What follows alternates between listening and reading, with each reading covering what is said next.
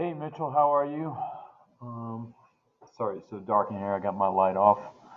All right, so I got your email, and I wanted to just quickly show you what to do here. So here's the I Have a Dream part two thing, and I'm on Canvas now. And if you go down, you'll see this list of rhetorical devices, pretty much, right? A rhetorical device is pretty much like the tools of a writer.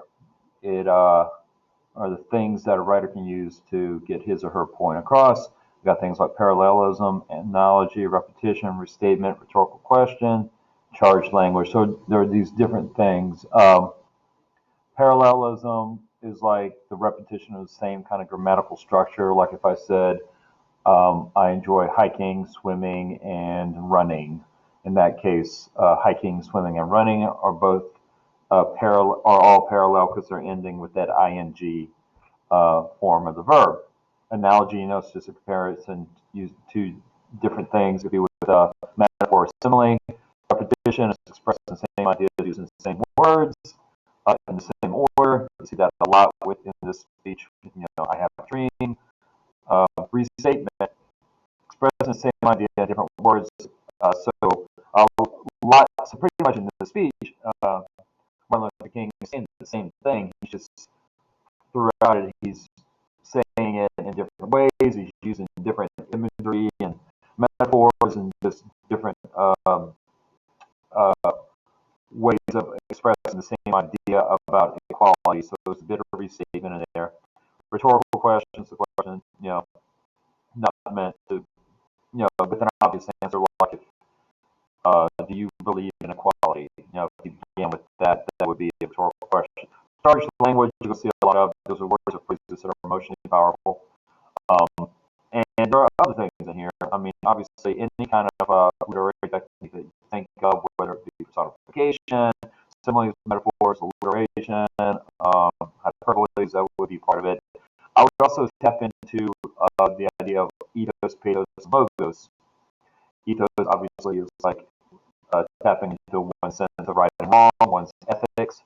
Logos is logic, and pathos is like the emotions. So, do you see Martin Luther King like appealing to any of those ethos, logos, or pathos? So what you got to do is you got to read these passages and then identify which, what rhetorical devices do you think he's using here. So let's look at this. So here's another, and you're not limited to just these lists of things. There are other, rhetorical devices you could tap into. So let's look at this first one. But 100 years later, we must face the tragic fact that the Negro is still not free. 100 years later, the life of the Negro is still sadly crippled by the manacles of segregation and the chains of discrimination. 100 years later, the Negro lives on a lonely island of poverty in the midst of a vast ocean of material prosperity. There's a lot here. You got repetition. So I put down repetition, and you can see the state king repeats a phrase 100 years later. You see 100 years later, 100 years later. He's doing that intentionally 100 years later. Also, say analogy. You can see that he's comparing the freedom of black people to a lonely island.